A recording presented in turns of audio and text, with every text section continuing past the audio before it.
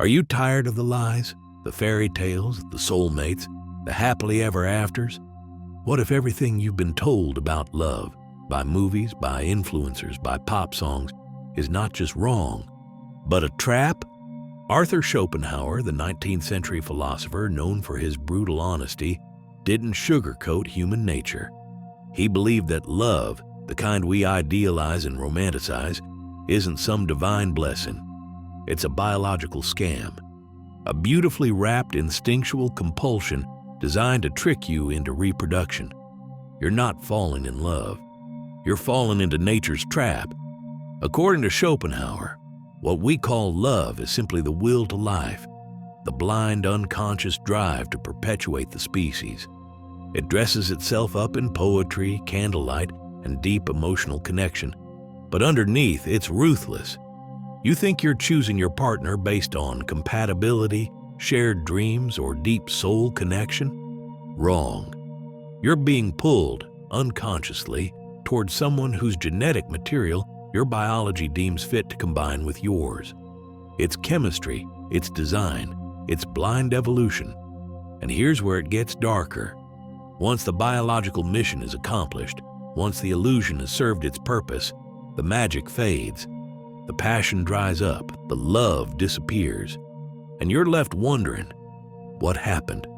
This is the part no one wants to admit, that the intensity of romantic love often has an expiration date, that what once felt like a divine connection was, in Schopenhauer's view, a biological hallucination. But if that was all, maybe we could make peace with it. The problem is, in modern life, this primal trap has evolved. It's now supercharged by something far more insidious. Social media, Instagram, TikTok, Pinterest. We've taken this already deceptive instinct and turned it into a full-blown performance. Instead of falling in love, we fall into character. We post curated moments, choreographed dates, and filtered intimacy, not to feel love, but to be seen as being in love. It's no longer about connection, it's about validation. And Schopenhauer would argue, if he were alive today, that we've taken the original illusion and weaponized it, turned it into a spectacle, an endless cycle of comparison and inadequacy. Because let's be honest, you're not just trying to find love, you're trying to win at love, to have the most photogenic partner, the most romantic caption, the most enviable lifestyle. But deep down, behind all the filters and forced smiles, something starts to rot. You begin to feel a strange kind of hollowness, because you're not living your love, you're performing it, and it's exhausting. You start comparing your behind the scenes to everyone else's highlight reel. You wonder why their relationship looks perfect and yours feels broken. You question your worth, your partner, your choices, all because you're chasing a fantasy. That doesn't exist. This is the savage truth Schopenhauer warned about. Love, when idolized, will always betray you, because the image we chase is not built on truth, but on carefully crafted illusions. And in this new digital age, we've turned the most raw, messy human emotion into a consumer product, something to package, promote, and monetize. No wonder so many people feel disillusioned. They thought love would save them, but it only sold them another dream. And Schopenhauer, cold as he was, believed the only way to see clearly is to strip away the fantasy, to look at love not as salvation, but as strategy, not as divine, but as animal. And only then, when you see the machinery behind the magic, can you begin to reclaim your mind, your expectations, your freedom. So, you finally find someone. You start a relationship. You should feel happy, secure, connected, but you don't. Instead, you feel something gnawing at you. Doubt, insecurity, restlessness. Because no matter how good your relationship is, you can't stop comparing it. You see other couples, smiling, laughing, traveling, posting anniversary reels with cinematic music and aesthetic filters. They look so in love, so perfect, so complete. And you start to wonder, what's wrong with mine? This is the comparison trap. It's the silent killer of intimacy, and social media is the executioner. Every scroll feeds your brain a curated fantasy. Couples who never fight, lovers who always know what to say, relationships that seem to exist in a permanent honeymoon phase. But what you're seeing isn't love, it's branding. People don't post their emotional meltdowns. They don't share the silent dinners, the lingering resentments, the gut-wrenching loneliness that exists even when someone is lying right next to them. They share the best 5% of their lives and pretend it's the whole picture. And you, watching it, start to think that your real, messy, imperfect relationship is broken. Schopenhauer didn't live to see Instagram, but he didn't need to. He already knew what comparison does to the human soul. In his view, people are never satisfied with what they have. We're wired to want what we don't, and the more we see others who seem to have more, the more our own lives feel inadequate. He called it the hedonic treadmill, a constant pursuit of satisfaction that always stays just out of reach. Today, that treadmill is powered by likes, stories, and algorithmic manipulation. Your relationship could be beautiful, but if it doesn't perform well online, you start to question its value. And so you pressure your partner to post more, to look happier, to prove publicly that what you have is real. But real love doesn't need proof. It doesn't need a ring light or a couple's hashtag. It just needs truth. And here's the brutal twist. The more you try to make your love look like theirs, the more you sabotage it. Because you stop being present, you start performing. You become two people acting out a relationship rather than actually being in one. You chase a script that was never yours, and you lose the quiet, unfiltered moments that real intimacy is made of. Schopenhauer saw love not as a fairy tale, but as a battlefield between illusion and truth. And in the age of social media, illusion is winning. We've turned our relationships into products, our partners into props, and our feelings into performance metrics. You're not building love, you're building an image. And the deeper you go into that cycle, the more alone you feel. Because you're not being loved for who you are. You're being liked for how well you play the role. The worst part? You start to confuse that attention with affection, that validation with intimacy. And when the applause fades, when the likes drop, you feel empty. That emptiness isn't because you're unloved. It's because you've built your love on borrowed fantasies. So what's the escape? It starts by unplugging, by refusing to play the game, by recognizing that no relationship is Instagram perfect, because no person is. Love is messy, it's raw, it's full of doubts and fears and miscommunications, and that's what makes it real. Schopenhauer would tell you to stop chasing the fantasy, to see love not through the lens of social expectation, but through the cold clarity of truth. And maybe, just maybe, that truth will hurt at first. But it's the only thing strong enough to build something real. We like to believe that love is personal, that we are chosen because of who we are, that someone sees our soul, understands our essence, and decides we are worthy. It's a beautiful idea. And Schopenhauer would say, it's one of the most dangerous illusions we ever fall for. Because beneath the poetry of love is something far more primal: biology, instinct, reproduction, nature's cold design. He argued that love is not about two souls meeting. It's about two bodies unconsciously selecting each other based on traits they don't even understand. Traits that would, hypothetically, produce strong offspring. That's right. According to Schopenhauer, when you fall in love, it's not really you choosing. It's nature. It's the species acting through you. It's your DNA pulling you towards someone who balances your weaknesses and enhances your fertility. Harsh? Maybe. But step back and look at how it plays out. You meet someone. There's chemistry, a magnetic pull. You can't explain it. You feel like it's fate, but look closer and you'll see the hidden mechanics. She has wide hips. He has a strong jawline. You both come from genetically distinct pools. You balance each other hormonally. Your immune systems are compatible. You're attracted to what your genes crave, not what your mind respects. What feels like destiny might just be biology ticking boxes. Schopenhauer called this the metaphysical drive of the species.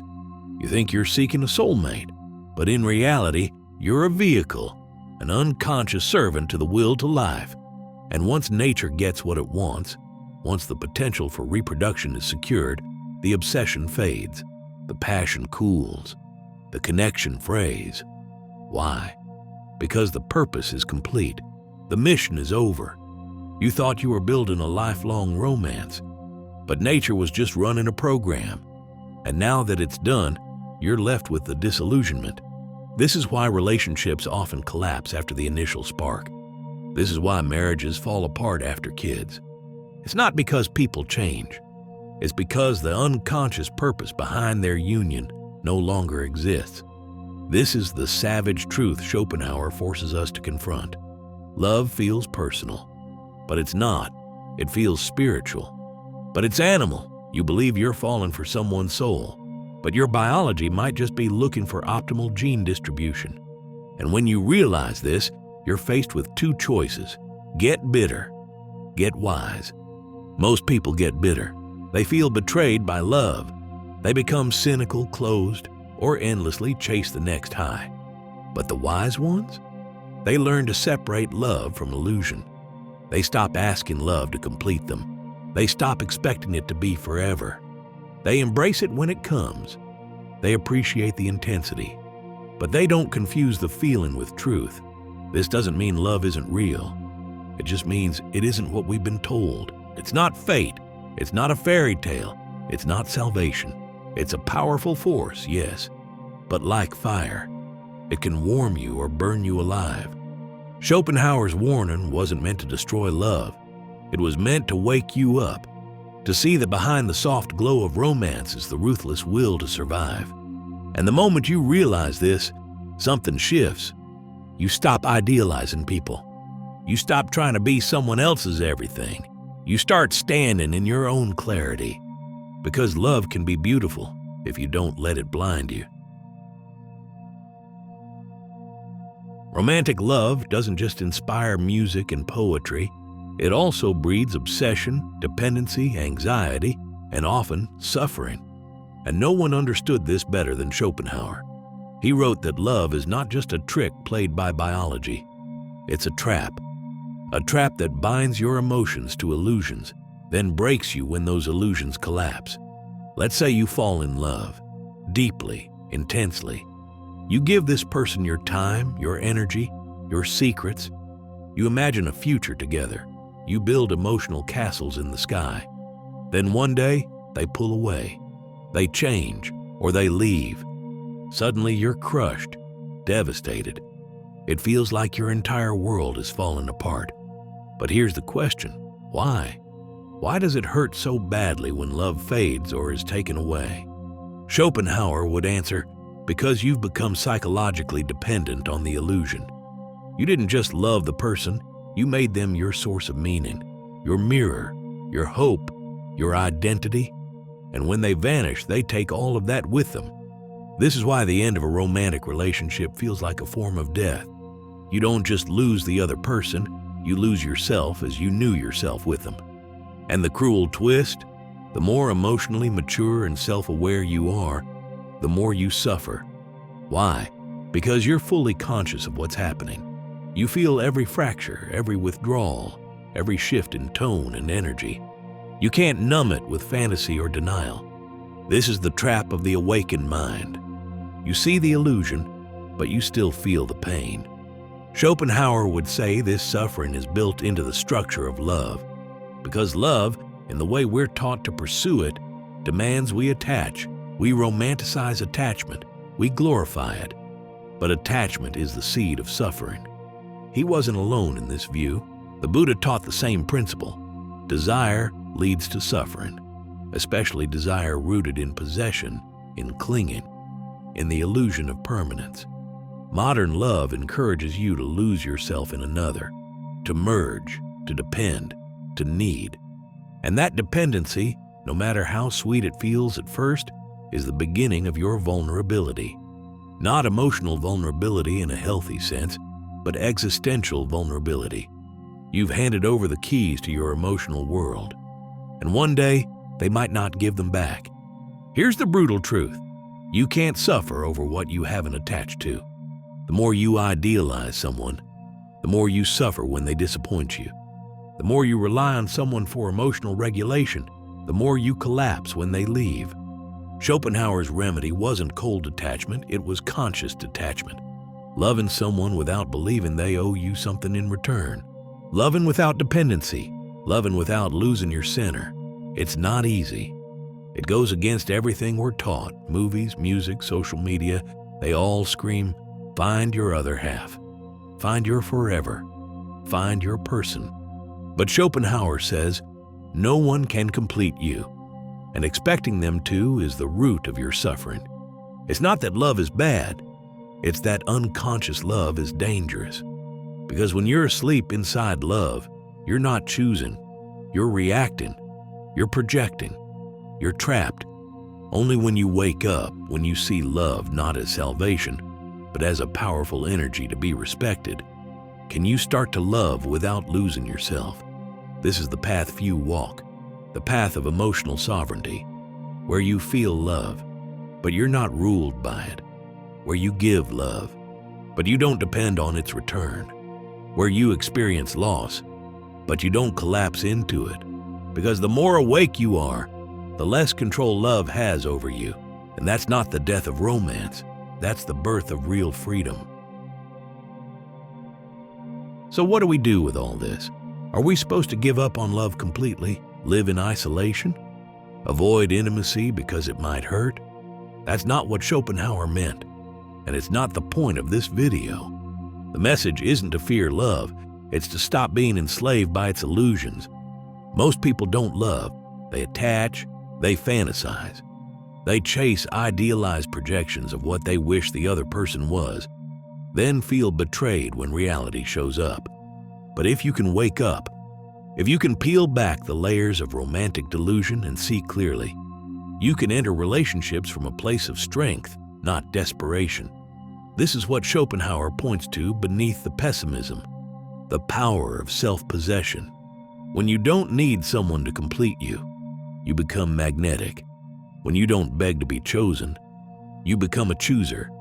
When your love is rooted in clarity, not fantasy, you become immune to emotional manipulation. That's what it means to love from sovereignty, from presence, from awareness, not from longing, not from fear, not from the myth that someone else will save you from yourself. Modern love trains people to perform, to constantly signal how happy, desirable, or healed they are. But sovereign love asks a deeper question. Can you love without pretending? Can you love without losing yourself?